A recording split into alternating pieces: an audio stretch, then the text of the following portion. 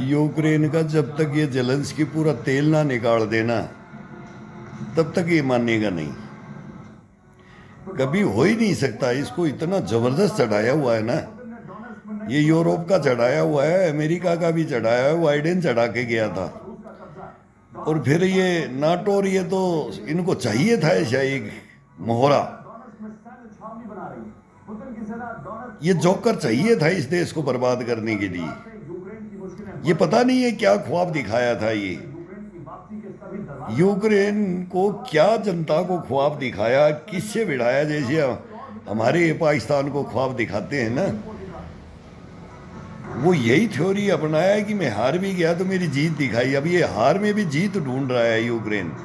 Ukraine नहीं है, Zelensky ढूंढ रहा है। यूक्रेन तो खत्म है कहानी। हमने तो इसको बोल दिया था टेढ़े। सुनहरी तो तू क्या लिखवाता, काले अक्षरों में नाम लिखा जाएगा। अब हमारा मीडिया तो ये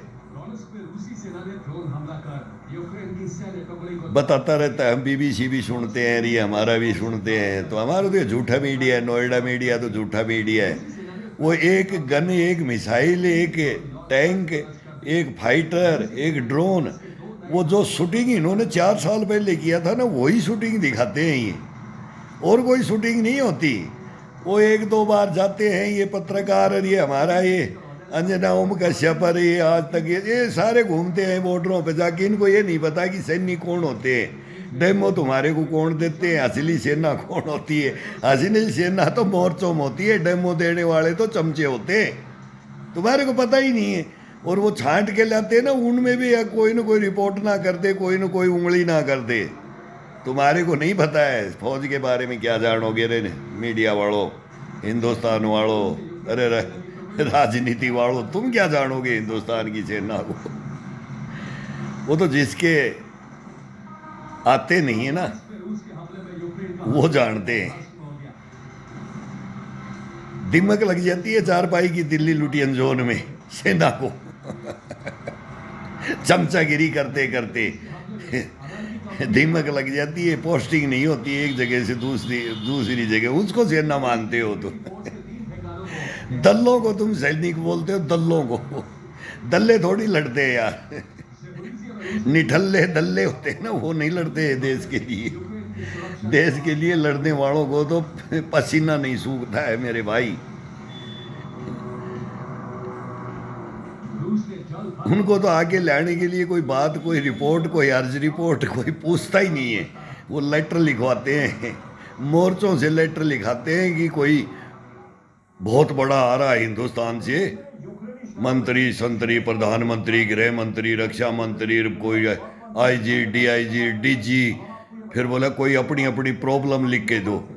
और जब लिख भी देते हैं ना, सच्चाई लिखते हैं ना कि हमारा इंटरव्यू, तो उसको वहीं बोला इसको मोर्चे से मत लेना, ये पोल खोल देगा, ये हिंदुस्तान की पोल खोल देगा हमारी। अरे क्या तुम, अरे ब्रिगेडियर जनरल हो, अरे बताओ नोएडा के अंदर बैठ के सच्चाइयाँ बताओ रे बेईमानो, क्यों ईमानदारी पे नहीं आते रे, भ्रष्टाचारी हो, देशद्रोही हो, गद्दार हो। अरे नहीं हो तो, तुम नहीं हो तो उनकी सच्चाइयाँ तो बता दो। तुम्हारे अंडर कमांड भी होता है, तुम भी अंडर कमांड में करवाया है, रहे हो। ब्रनल्ला बनाती है फौज। कम से कम एक जवान जो सेना में जाता है, कितनी बार ब्रनल्ला बनाते हो बताओ, सच बताओ। आओ मीडिया के पास आओ, वो हिंदुस्तान में बात करते हैं। कितनी रिश्वत खाते हो तुम, ये बताओ। कैंटीनों को खाते हो, लंगरों को खाते हो। जवानों का वेलफेयर को तो तुम छोड़ते ही नहीं हो, तो तुम्हारे बाप दादाओं के उसमें लिखा हुआ है कलम में। तनख्वाहें भी नहीं छोड़ते रे हरामजादो कुत्तों। तुम पाकिस्तानियों से कम हो क्या?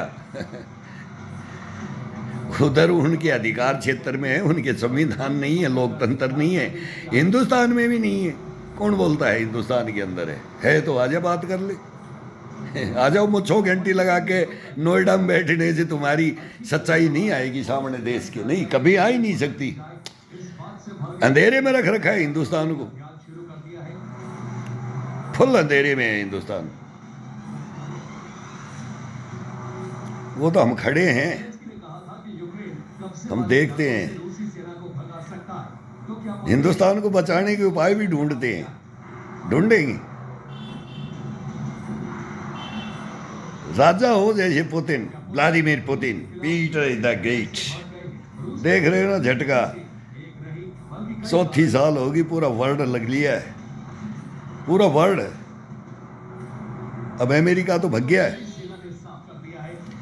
अब पुतिन का क्रोध चल रहा है, बोला 600 से ऊपर कूद जाएगी दिन में ड्रोन मिसाइलों, मेरी 1000 में कूदेगा और वो भस्मासुर आ जाएगा ना, भस्मासुर का कड़ा, तो फिर यूरोप ही भस्म हो जाएगा। लड़ो अब, आओ आओ, अमेरिका हिंदुस्तान को तो हटा ही दिया, हिंदुस्तान को तो हटा ही दिया और खुद भी हट गया, खुद भी भग गया। अब ये हिंदुस्तान के ऊपर छोड़ गया, हिंदुस्तान ही संभाल सकता है। यूरोप में भी हमारे साथी हैं, हिंदुस्तान के जितने आप दुनिया के अंदर जो है ना, किसी के नहीं है।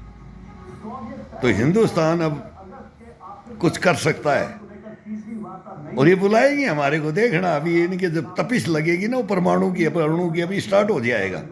अब आएगा मौका, अमेरिका पीछे गया, हथियार देगा, मंडी खुल गई है, और पुतिन को आएगा क्रोध, ये रूस को घेरेंगे, ये लॉन्ग रेंज मिसाइल झूठी बोलेगी मैंने टेक्नोलॉजी जो मैंने बना ली, कल यूक्रेन बोलेगा मैं तो परमाणु बम भी बना लिया है, और ये दे देंगे इनको, इनको बंद कराएंगे। रूस को छेड़ेंगे, छेड़ रहे हैं, लड़ थोड़ी रहे, ये छेड़ रहे हैं, उसका नुकसान कर रहे हैं। तो अब रूस इसको राख बनाएगा, दुनिया को राख बना देगा। क्या पावर है इनको पता ही नहीं है। हमारे भी आज अग्नि 5 का क्या परीक्षण हुआ है, कहाँ कितना मीटर जा करके, फिर वो ना B2 बम्बर, तो हमारा भी B2 बम्बर नहीं, हमारी अग्नि अपने आप ही फाड़ देगी ये पृथ्वी को, फिर पृथ्वी लोक को फाड़ देगी। APJ अब्दुल कलाम क्या करके गया है ना यार, वो बहुत ज़बरदस्त काम करके गया है। तो रूस के अंदर अभी तो गुप्त में है, गुप्त में, हमारे भी गुप्ती में है, काली वगैरह हमारे तो पता नहीं क्या क्या गुप्ती में है। अभी तो ये नरेंद्र मोदी आया है, पहले डोभाल आया है, S जयशंकर आया है, राजनाथ आया है, अमित शाह है, गडकरी है, टीम पीयूष गोयल है। हिंदुस्तान में ऐसा टीम नहीं मिला हमारे को जो हिंदुस्तान को शिखर पे ले जाए, तो ये लेके जाएगा अभी। और इधर तो पुतिन पहले ही लेके गया है, वो तो पहले ले गया, अब तो वो ताज पहनने के लिए पहन लिया है ताज। अब अमेरिका अब बिलख रहा है, गिड़गिड़ा रहा है, अब हिंदुस्तान की तरफ भी अब गिड़गिड़ाएगा, देखना वहीं। वो आज वो हेली है, वो उनकी पावरफुल लीडर है, उसने बोला हिंदुस्तान से बहुत गलत किया है। इतनी सालों के अंदर हमारी वो भावना हुई थी कि अब अमेरिका की अकल आ गई है, अकल ठिकाने आ गई है। लादेन मारा गया था तब लाकर, फिर ये पुलवामा, पहलगाम, और ये तो होता ही रहता था, इसको सारा पता करवाता तो यही था, हिंदुस्तान में यही हथियार देता है। जब भी अमेरिका का कोई राजनयिक, कोई राष्ट्रपति उपराष्ट्रपति हिंदुस्तान में आया, पाकिस्तान में नहीं गया, तो समझो या तो सेना की गर्दन कटेगी। अब बोलेंगे क्यों कटेगी, अरे धोखे से कटवाते हैं ये, या सिविल की कटेगी। कब कटेगी, जब हमारी सेना और पैरामिलिट्री आ रही है, सब टोटल आ जाती है इसके अंदर। ये हमारे को सेना को और पैरामिलिट्री को और इनको अलग करके रखा है इन्होंने। हम बता देंगे कौन तो बॉर्डर पे चोरी करता है, कौन आसमान में चोरी करता है, कोई थल में, कोई नभ में, सारे जगह चोर बैठे भेड़िए। ये आज मुनीर से कम थोड़ी है हिंदुस्तान में, मुनीर तो कुछ भी नहीं है, धूल है, मिट्टी है। वो किसका खाता है, वो किसका खाता है, वहां का जनरल किसको खाता है, अरे हिंदुस्तान का किसको खाता है, दिखाऊं फाइल इनकी, पढ़ोगे ना, सेना से घृणा हो जाएगी, तभी तो नहीं लेते हैं नोएडा मीडिया, नहीं हमारी संस्थाएं लेती हैं। बताओ हमारी संस्थाएं खड़ी हो, भाई एक जवान अगर कोई भी हिंदुस्तान में बोल दे, कोई भी बोल सकता है, कर्मचारी बोल सकता है, किसी भी महकमे का बोल सकता है, सिविल बोल सकता है, अगर हिंदुस्तान बर्बादी की कगार पे है, इसमें मीर जाफर और जयचंद बैठे हैं, इनको पकड़ लो। लेकिन नहीं। इससे रूस की बौखलाहट बढ़ेगी और तबाही का सबसे खौफनाक दरवाजा यूरोप में खुल सकता है। एक हफ्ते में तो यूक्रेन का खात्मा कर लेगा ये। अब सैन्य मदद दे रहे हैं तो वो चल रही है। इस लिस्ट में पहले नंबर पर ब्रिटेन है, जिसने अभी तक 71,156 करोड़ की मदद की। दूसरे नंबर पर जर्मनी है, 71,000, 816 करोड़ के हथियार यूक्रेन को। 5,000, तीसरे नंबर पर फ्रांस आता है, जिसकी तरफ से अब तक 38,000 करोड़। जेलेंस्की तो चांदी हो रही है, जेलेंस्की तो। 31,500 पोलैंड 31,000, यूक्रेन को दी है। नीदरलैंड्स ने भी 20 नीदरलैंड 20,000, करोड़ की सैन्य मदद यूक्रेन को दी है। स्वीडन ने अब तक 13,216 13,000 स्वीडन, यूक्रेन को भेजे।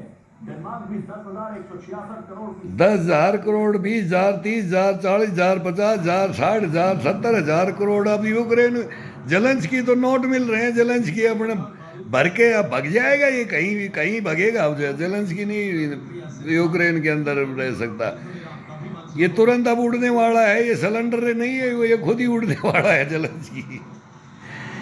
करप्शन में सब पूरा यूक्रेन हथियारों पूरे विश्व में के अंदर ये अपने हथियार वहां मंगवाते हैं, ये फॉरेन में इन्होंने बेचा है, और क्या क्या कहानियां आई हैं। जबकि रूस ने यूक्रेन जैसी सुरक्षा की गारंटी खुद के लिए मांगकर मामले को फंसा दिया है। इस बीच चीन के लिए ऐसी ही गारंटी की डिमांड की जा रही है। दरअसल रूस चाहता है कि सुरक्षा गारंटी प्रक्रिया में अमेरिका, फ्रांस, ब्रिटेन और चीन के साथ रूस को भी शामिल किया जाए। रूस को इसमें वीटो पावर चाहिए, जिससे वो किसी फैसले को रोक सके। लेकिन यूक्रेन और यूरोपीय देशों ने इस मांग को खारिज कर दिया है। यूरोप थोड़ी आने देगा, हमारे को वीटो पावर कहाँ देगा ही, ये तो रूस ही दिला सकता है। फिर अब चीन में अड़ंगा लगाता था, अब चीन दिला सकता है। ये अमेरिका और यूरोप तो हमारा दुश्मन है, ये तो आज भी हिंदुस्तान को तोड़ने की कोशिश कर रहे हैं, ये उसी चक्कर में बैठे हैं। लेकिन हिंदुस्तान भी गोटियां बिछाना। अगर युद्ध रोकने को लेकर कोई वार्ता नहीं हुई तो यूरोप में समीकरण बदल सकते हैं। चंगा खेलता है हिंदुस्तान, चंगे चंगे होते थे पहले, चंगा खेलते थे, कंचा खेलते थे। इनको नहीं पता कंटकिया खेलते थे हम, पकड़े नहीं जाएंगे तुम्हारे से, तुम कौन हो यार हिंदुस्तान के मुकाबले में, हमारी सेना। जिससे यूक्रेन का संघार रुक सकता है। बगैर यार हथियार हमनेशन के लड़ जाए सेना, उस सेना को भी जानो। यानी रूस से 62 के युद्ध में बगैर गोलियों के लड़की सेना, पीटी सूजों में लड़की सेना। यूरोप में युद्ध रोका जाए।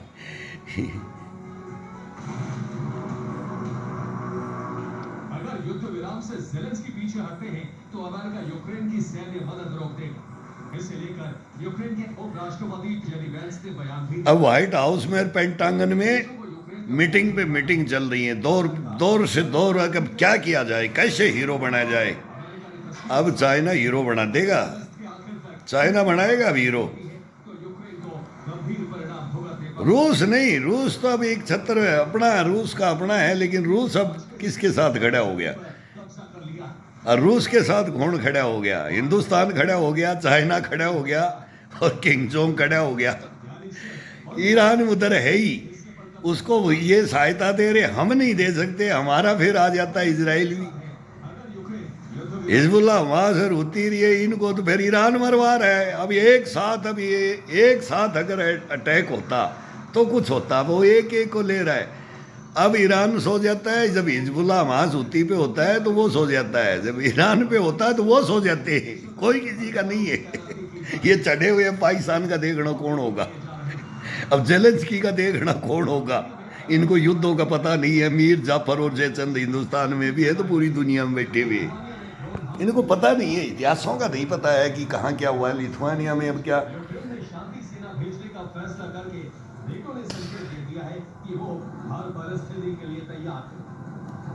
Bureau report, TV9 Bharat. जबरदस्त गोटियां बिछ गई हैं। रोस्टोव में यूक्रेन ने ड्रोन हमला किया। रूस की ऑयल रिफाइनरी में आग लग गई। हमले की वजह से रूसी रोस्तोव में अभी ये रिफाइनरियों में आग लगा रहे हैं, उनका तेल रिफाइनरियों को जला रहे हैं, ऑयल रिफाइनरियों को।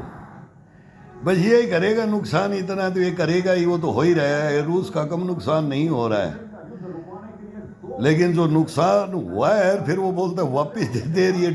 डोनबास जयपुर यार खैर सोनर ये जीतते हैं ना, तो ये तो सारा दोहन तो करेगा, अब रूस करेगा दोहन इसको।